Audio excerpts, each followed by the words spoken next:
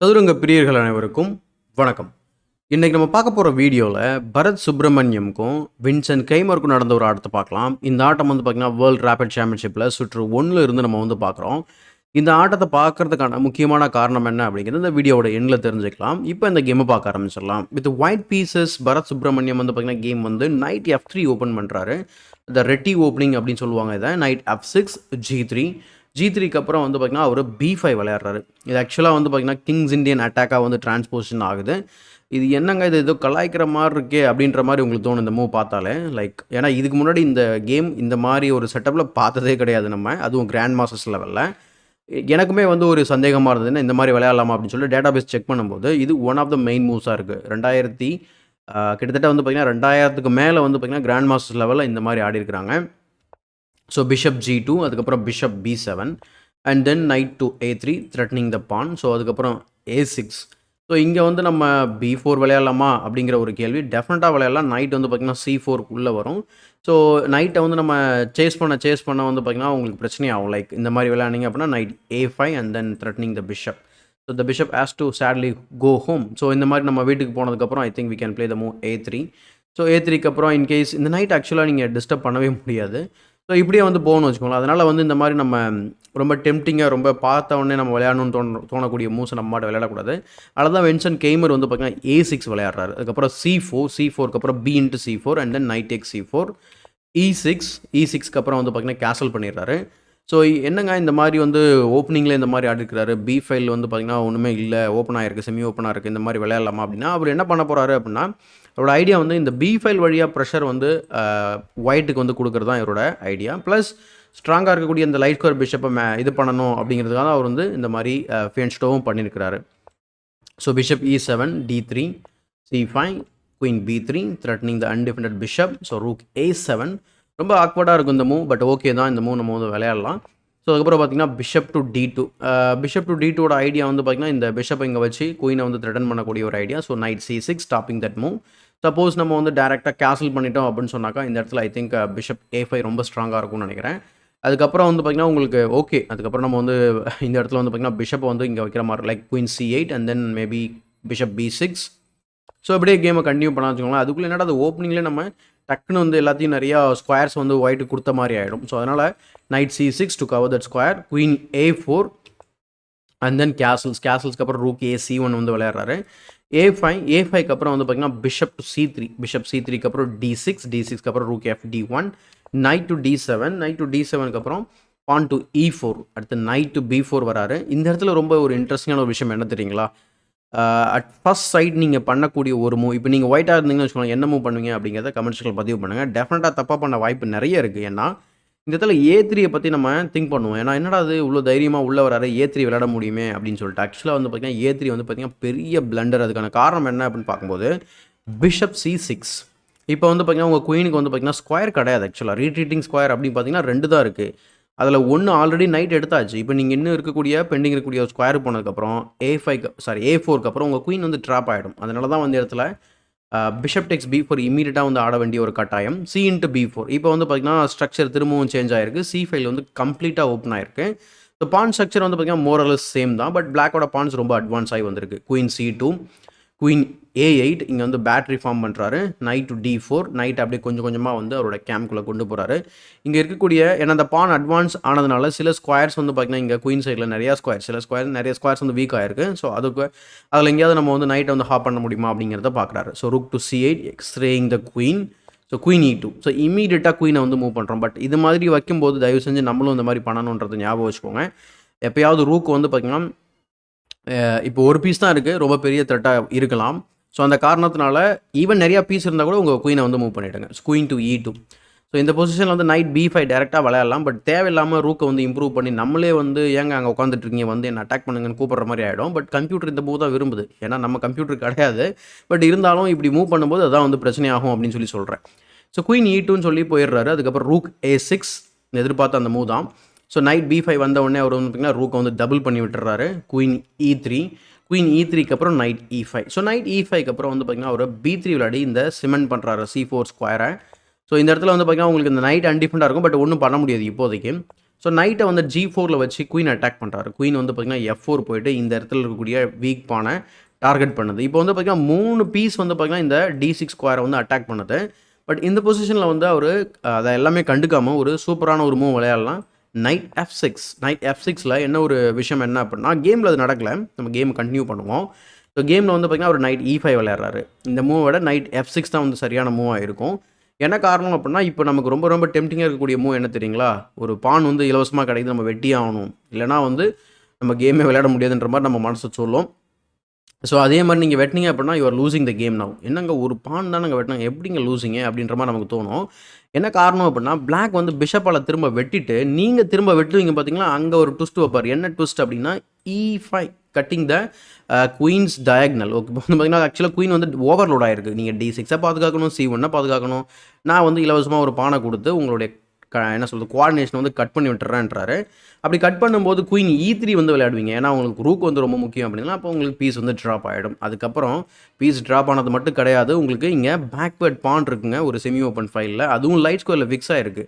So அழகாக வந்து இந்த பீஸுக்கு டார்கெட்டாக சூப்பராக வந்து நம்ம மாட்டிப்போம்.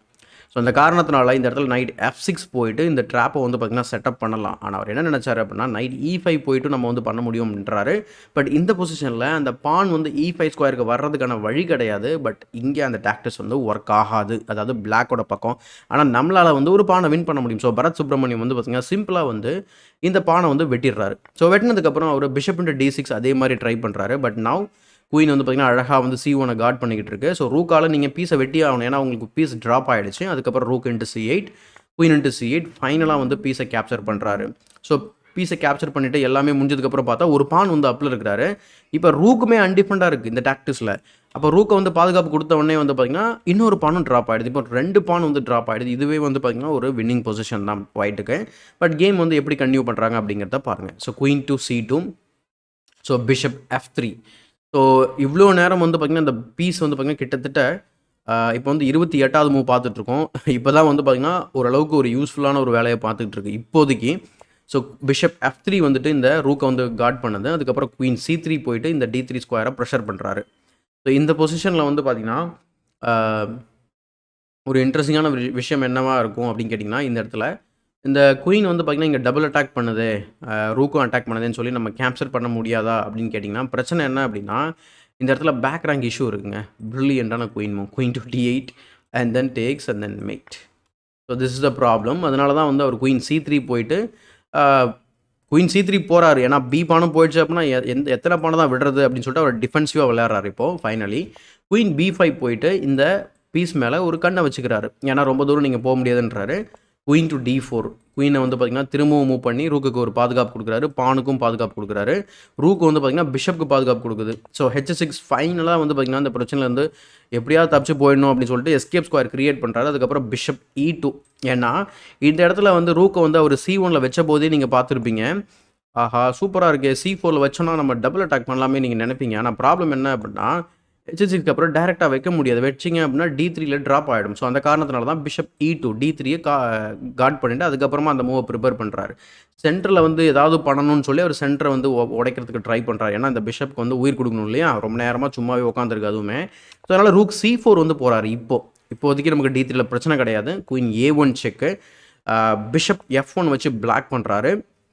பிஷப் F1 ஆக்சுவலாக வந்து பார்த்திங்கன்னா இதுக்கு முன்னாடி வரைக்குமே வந்து என்ன சொல்கிறது லூசிங் பொசிஷன் தான் பிளாக்கு. ஏன்னா வந்து அவர் கம்ப்ளீட்டாக வந்து எந்த ஒரு காம்பன்சேஷனுமே இல்லாமல் 2 பான் வந்து ட்ராப்பில் இருக்கிறாரு. ஓகேங்களா. ஸோ குயின் A1 செக்குக்கு அப்புறம் பிஷப் F1க்கு அப்புறம் நீங்கள் குயிக்காக ஒரு கேல்குலேஷன் பண்ணியிருந்தீங்க அப்படின்னா என்னங்க பீஸை விட போகிறாரா அப்படின்ற மாதிரி நமக்கு தோணும். ஏன்னா rook into D3, rook D1. So ரொம்ப பேசிக் கேல்குலேஷன் தான். பட் என்ன பிரச்சனை அப்படின்னா உங்களுடைய ஓன் பிஷப்பும் வந்து பார்த்திங்கன்னா பாதுகாப்பு இல்லாமல் இருக்குது. நானும் குயின் இன்ட்டு B7 விளையாட முடியும். பட் இந்த பொசிஷனில் வந்து வேறு ஏதாவது மூவ்ஸ் வந்து நம்ம ட்ரை பண்ணலாமா, லைக் கிங் G2 வந்து ட்ரை பண்ணலாமா அப்படிங்கிறது ஒரு மூவ். நம்ம ஏன் வந்து இந்த மாதிரி பின்னில் போய் மாட்டணும், என்னங்க அது போக மாட்டேங்குது, கிங் G2 வந்து போய் எதுக்கு நம்ம வேணும்னே மாட்டணும் அப்படின்னு நீங்கள் நினச்சிங்க அப்படின்னு சொன்னாக்கா தாராளமாக போகலாம். இந்த மூவுமே டெஃபினட்டாக வந்து பார்த்திங்கன்னா ரெக்கமெண்டட் மூவ் தான் ஒயிட்டுக்கு. ஸோ அந்த சமயத்தில் வந்து F இன்ட்டு E4 இல்லை என்ன சொல்கிறது F இன்ட்டு E4 டெஃபினட்டாக விளையாட மாட்டார். ஏன்னா ரூக் இஸ் ஹேங்கிங். உங்கள் ரூக்கை எங்கே வச்சாலும் உங்களுக்கு பிரச்சனைங்க. இந்த டார்க் ஸ்கொயரில் வச்சாலும் பிரச்சனை, இங்கே வச்சாலும் பிரச்சனை.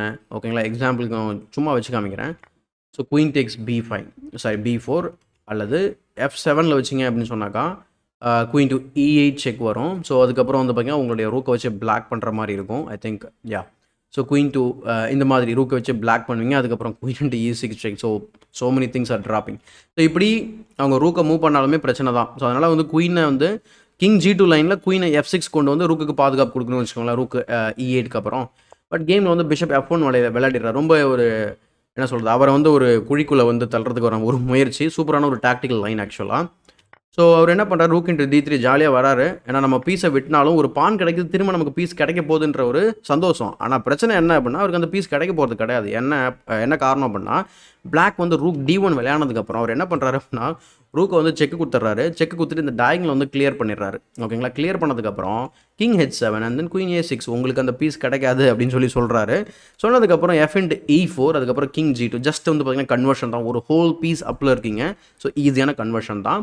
ஸோ குயின் F6, அதுக்கப்புறம் queen E2 threatening the rook D4 guarding the pawn, rook C4, queen E5, rook into D4, queen into D4 and then queen C4, queen E5 and then queen takes B4. இப்போ ஒரு piece அப்பு plus ஒரு பான் அப்பு, 2 pass பான் வேறு வச்சுருக்கோம். டெஃபினட்டாக இதை காப்பாற்றவே முடியாது. So just ஏதோ try பண்ணுறாரு E3 வச்சு. So bishop D3 check, king G8 and then F into E3. குயினால் பானை வெட்டினதுக்கப்புறம் செக்கு வச்சு குயினை வந்து போஸ்டாக வந்து பார்த்திங்கன்னா எக்ஸ்சேஞ்ச் பண்ணுறதுக்கான ஒரு மூவ் பண்ணுறாரு. பட் இந்த பொசிஷனில் ஆக்சுவலாக வந்து பார்த்திங்கன்னா வின்சென்ட் கெய்மர் ரொம்ப ஸ்ட்ராங்கான ஒரு ஜெர்மன் கிராண்ட் மாஸ்டர் ரிசைன் பண்ணிடுறாரு. ஸோ இந்த இடத்துல வந்து பார்த்திங்கன்னா பரத் சுப்ரமணியம் வந்து பார்த்திங்கன்னா வின் பண்ணிடுறாரு. சூப்பரான ஒரு வின் ஆக்சுவலாக வந்து பார்த்திங்கன்னா. ஒரு சின்ன ஒரு டாக்டிக்கல் பிளண்டர், ஒரு பானில் ஆரம்பித்து 2வது பானை எடுத்தார். அதுக்கப்புறம் ஒரு ஹோல் பீஸே வந்து எடுத்தார். ஈவன் வந்து 2 பான் ட்ரா பண்ணால் திரும்ப ஒரு பான் எடுத்தார். ஸோ சூப்பராக இருந்தது ஆக்சுவலாக அந்த கேம் வந்து ரிவ்யூ பண்ணும்போது. ஸோ என்ன மாதிரி நீங்களும் என்ஜாய் பண்ணியிருப்பீங்கன்னு நினைக்கிறேன். அப்படி என்ஜாய் பண்ணி இந்த வீடியோக்கு ஒரு லைக் போடுங்க, மறக்காமல் மற்றவங்களுக்கு ஷேர் பண்ணிடுங்க. இன்னும் நம்ம சேனலை சப்ஸ்கிரைப் பண்ணல அப்படின்னா சப்ஸ்கிரைப் பண்ணிட்டு பெல் பட்டன் ப்ரெஸ் பண்ணி வச்சுக்கோங்க. இப்போ வந்து பார்த்திங்கன்னா நம்ம கரண்ட் ஸ்டாண்டிங்ஸ் அண்ட் மற்ற விஷயங்களை வந்து பேச ஆரம்பிச்சிடலாம். பரத் சுப்ரமணியம் ஏன் இந்த வீடியோ பர்டிகுலராக போட்டோம் அப்படின்ற சந்தேகம் எல்லாருக்குள்ளேயும் இருக்கும். ஸோ ஃபஸ்ட்டு நம்ம வந்து ஈவெண்ட்ஸ் பேஜ் போயிட்டு ஆஸ் யூஷுவல் வந்து நம்ம வந்து ரிசல்ட்ஸை பார்த்துடலாம். அதுக்கப்புறமா வந்து பேச ஆரம்பிக்கலாம். ஸோ கரண்ட்டில் வந்து பார்த்திங்கன்னா ஐ திங்க் 13வது சுற்று வந்து போயிட்டுருக்குன்னு நினைக்கிறேன். 11வது சுற்று வந்து போயிட்டுருக்கு. ஸோ நம்ம ரிசல்ட்ஸ் போயிடலாம். ஸோ ரிசல்ட்ஸில் பார்த்தீங்கன்னா ஆஸ் யூஷுவல் மேக்னஸ் வந்து பார்த்திங்கன்னா என்டையர் டோர்னமெண்ட்டை வந்து பார்த்திங்கன்னா த்ரூ அவுட் த டோர்னமெண்ட் அவர் தான் லீடிங்கில் இருக்காருன்னு நினைக்கிறேன்.